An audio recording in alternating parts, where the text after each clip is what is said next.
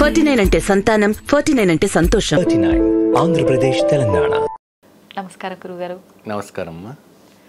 గురువుగారు, మనకు ఈ ఏడాది సమ్మక్క సారక్క జాతర అనేది రాబోతుంది. అవునండి. అయితే మామూలుగా అన్ని దేవుళ్ళలాగా కాకుండా సమ్మక్క సారక్క అనేసరికి ఒక కోరిక ఏదైనా కోరుకొని ఆ కోరిక కనుక నెరవేరితే మళ్ళీ జాతర వచ్చినప్పుడు బంగారం రూపంలో బెల్లాన్ని బంగారం రూపంలో నిలువెత్తు బంగారాన్ని నేను సమర్పించుకుంటాను అని ఈ రకమైన మొక్కులు అయితే మొక్కుతూ ఉంటారు గురువుగారు. అసలు ఆ మొక్కులు తీర్చుకునే విధానం అనేది ఏ రకంగా ఉండాలి? దానికి నియమాలు ఏమైనా పాటించాల్సి ఉంటుందా గురువుగారు? తప్పకుండా అమ్మా.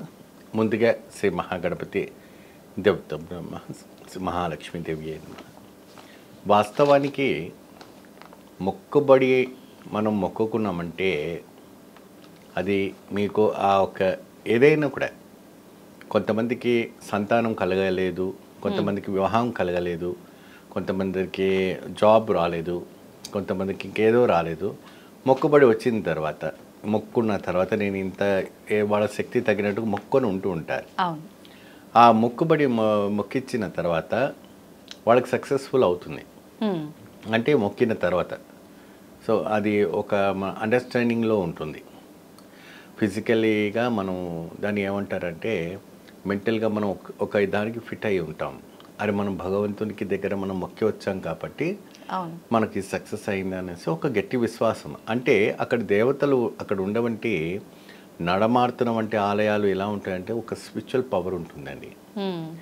మనిషి ఎప్పుడైతే కూడా మీరు ఆలయానికి మీరు వెళ్ళిన తర్వాత ఆలయం పైన ఆలయం గుడిలోనే ఆ దేవత పైన మనం కాన్సన్ట్రేట్ చేయాలి. మనం బయటకు వచ్చిన తర్వాత ఒక సాధు దెంబడియో, ఆ బయటకు వచ్చిన తర్వాత ఒక జోగిని ఎంబడో, ఈ బయటకు వచ్చిన తర్వాత ఇంకొక జాతకాలు చెప్పేదగను ఆ మైండ్ డైవర్ట్ కాకూడదు. ఓకే. ఎప్పుడైతే కూడా మీరు ఆలయానికి మీరు ప్రవేశించిన తర్వాత ఆలయం ఒక విశిష్ట పవర్ మీరు అక్కడ మొక్కించుకున్నారు కాబట్టి ఆ మొక్కును తెలియించుకొని ఆ ఒక దైవిక్యమైనటువంటి పవర్ దానిపైన పెట్టాలి.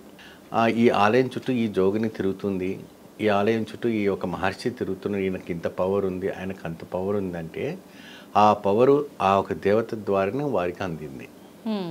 కాబట్టి why not you can get it, మీరు తెచ్చుకోవచ్చు. సో ఈ రకమైన వంటి కొన్ని మైండ్ డైవర్ట్ కాకుండా మీకు సక్సెస్ఫుల్ అయింది, మీకు సంతానం కలిగింది, మీకు ఉద్యోగం కలిగింది, మీకు మంచి ఇల్లు కట్టుకున్నారు, మంచి లోన్ వచ్చింది, ఇంకా అనేక రకమైనటువంటి వ్యాపారంలో అభివృద్ధి అయింది. ప్రతి ఒక్క వ్యాపార అభివృద్ధి చేసే వాళ్ళ దగ్గర ప్రతి వాళ్ళ దగ్గర కూడాను పులి మీద కూర్చొని ఉంటుంది ఆవిడ. సమ్మక్క సారక్క అనేది పులి మీద కూర్చొని ఉంటున్న పటాలు అందరూ ఒక గృహంలో ఉంటుంది. చాలా అద్భుతంగా అది ఒక తెలియని అంటే వర్ణించలేము ఆ శక్తిని. సో ఇది ఎట్లా అంటే మనము ఆ జాతర వస్తున్నప్పటికీ వాడు 11 రోజులు 5 రోజుల ముందు ఇల్లంతా పరిశుద్ధి చేసుకోవాలి. ఓకే. అంటే ఏ విధంగా అయితే మనం కేదారేశ్వర నోములు వ్రతాలు చేసుకున్నప్పుడు ఇల్లంతా పరిశుద్ధం చేసుకుంటామో ఆ మొక్కులు చెల్లించేటప్పుడు కూడా పడక గదిలో ఉన్నటువంటి పరుపు నుంచి ప్రతిదీ పరిశుద్ధంగా చేసుకొని ఇల్లుని ఆ రోజుల్లో అక్కడ ఎటువంటి కూడా మాంస పదార్థాలు తినేవాళ్ళు తినకుండా అంటే శాకాహారం చేసే వాళ్ళు అయినప్పుడు కూడా పరిశుద్ధం పెట్టుకోవాలి. ఓకే ఏమ్మా, ఎవరు వారికి కావాల్సిన వంటిది అలా చేసుకొని మీరు ఏదైతే మొక్కున్నారో ఇప్పుడు కొంతమంది అంటారు నాకు 12 ఏళ్ళ బాలు ఎత్తున్నంత బంగారాన్ని నేను సమర్పిస్తాను அப்படின்னு మొక్కుంటారు. అది ఖచ్చితంగా తీరాల్సిందే. నాకు 12 బిడ్డను పెట్టిస్తే ఆ బిడ్డ ఎంత ఎత్తున మేము తులాభారం చేసి నీ ఉండలో వేస్తాను அப்படின்னு మొక్కుతారు. అక్కడ ఆ విశిష్ట ఉంది. ఒక్కొక్క దేవాలయంలో ఒక్కొక్క విశిష్ట ఉంది. ఈ సమ్మక్క సారక్క దేవాలయంలో ఏంటంటే ఇక్కడ ఎటువంటి కూడాను గాలి గోపురాలు కానీ గోపుర మందిరాలు కానీ ఏది ఉండదు, అరణ్యంలోనే ఉంటుంది. అరణ్యం అంటే ఏంటంటే ఒక అడవి ప్రాంతం. ఇదివరకు పూర్వం అంతా కూడాను వెంకటేశ్వర స్వామి కూడా ఆ రోజుల్లో అడవిలోనే ఆయన తపస్సు ఆచరించారు. పద్మావతి అమ్మవారు కూడా తపస్సు అడవిలోనే ఆచరించేవాళ్ళు.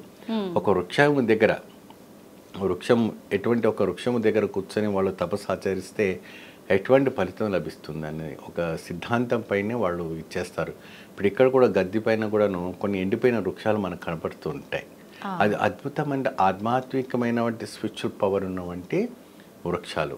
ఓకే. ఏమ్మా ఆ ఒక కొండలో ఆవిడ ఐక్యమైపోతుంది. ఆ కొండ కూడా మీకు తెలిసే ఉంటుంది. సో ఆ చిలకలగూడు కొండ, చిలకల గుట్ట. చిలకలగూడ గుట్ట అని అంటారు. ఆ గుట్టలో ఆవిడ అదృశ్యమైపోయింది. ఇప్పటి వరకు కూడాను ఆ బ్రిటిష్ వాళ్ళు అందరూ కూడా ఎత్తికారు ఆవిడ, కానీ ఆనవాయితీ ఇప్పటి వరకు దొరకలేదు. కాబట్టి ఆ చిలకలగూడు గుట్ట నుంచి ఉన్నవంటి ఒక ప్రముఖమైనటువంటి ఆలయం నుంచి ఆమెని కుంకుమ బడిగా తీసుకొచ్చి పెడుతుంటారు. మొక్కుబడి చెల్లించకపోతే ఏమవుతుందని ఇక్కడ క్వశ్చన్ మార్క్. అవును. ఎప్పుడైతే కూడా మీ కోరికలన్నీ తీర్చిన తర్వాత, ఏమండి మీరు లోన్ తీసుకున్న తర్వాత వడ్డీ కట్టకపోయినా, ఇంట్రెస్ట్ కట్టకపోతే వాళ్ళు ఏం చేస్తారు? పెనాల్టీ పడుతుంది. అది ఇంటిపైన దాడి చేస్తారు, ఇష్యూ చేస్తారు. కానీ ఇక్కడ ఏం చేస్తారంటే దైవిక్యంగా అనారోగ్యంగా రావటము, ఉద్యోగం పోవటము, ఇంకా అనేక రకమైనటువంటి నెగిటివ్ యాక్టివిటీస్ అనేది ఎక్కువ శాతం మూమెంట్ అవుతుంది. ఓకే. సో అందుకే ఏది ఉన్నా ఏది ఉండకపోయినా మనము మొక్కింది వాళ్ళు ఇచ్చారు కాబట్టి తిరిగి వాళ్ళకి ప్రతిఫలంగా మనం దైవానికి అర్పణ చెప్పడం చాలా విశేషమైనటువంటి ఇది. ఓకే. అయితే గురువుగారు, మొక్కుని మర్చిపోయే వాళ్ళు కూడా చాలామంది ఉంటారు. ఏదైనా ఇబ్బంది ఉన్నప్పుడు మొక్కుతుంటారు, మొక్కిన వాళ్ళు వెంటనే తీర్చేస్తారా అంటే కొంతమంది ఉంటారు, కొంతమంది మర్చిపోతుంటారు. అలా మర్చిపోయిన వాళ్ళ పరిస్థితి ఏంటి గురువుగారు? మర్చిపోయారు అంటే అది సైంటిఫికేట్గా మెంటల్గా వాళ్ళు ఏదైనా డిసైడ్ అయిపోయిన తర్వాత వాళ్ళకు గుర్తు ఉండిపోదు.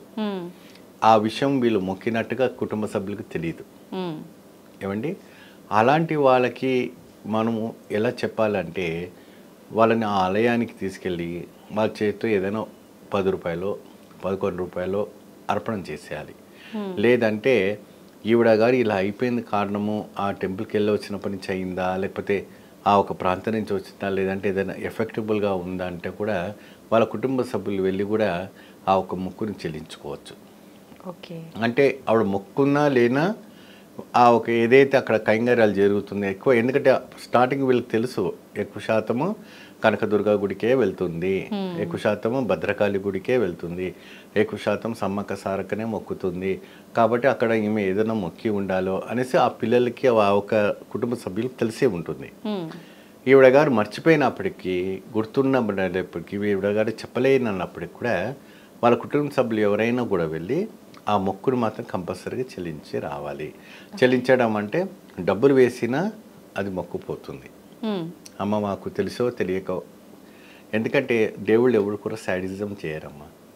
మొక్కు అంటే ఏంటంటే ఆ ఒక కర్మ అనేది ఒక రూపంగా తీసుకుంటారు. మొక్కుబడి అనేది కర్మ. ఆ కర్మ ఏంటంటే పాపము అంటారు కదా, పాపం మూటని మనం అక్కడ దైవిక్యానికి మనం అర్పణ చేస్తాం. సో కాబట్టి ఆ మొక్కుబడిని వాళ్ళకి ఇవ్వటం అంటే ఏదో మనం కట్టలు కట్టి ఇచ్చేస్తున్నాము. ఇప్పుడు వెంకటేశ్వర స్వామికి కూడా నువ్వు వడ్డీలు వేస్తుంటావు, వడ్డీ కాసులుగా. ఆయన వడ్డీ రూపంగా తీసుకుంటలేరు. ఆ ఒక భక్తులు ఒక కర్మ అనేది తీసుకొని ఆయన పుణ్యాన్ని మనకు సమర్పిస్తున్నారు. మనకు ధన రూపంగా మనం చేస్తున్నాం అంతే. అది వేరే రూపంగా అది అక్కడ స్వామికి కైంగర్యంగా వెళ్తుంది, అది వేరే విషయం. ఏమండి సో దీని అంతరాయం ఇది. చాలా చక్కగా వివరించారు గురుగారు. Thank you. నమస్కారం.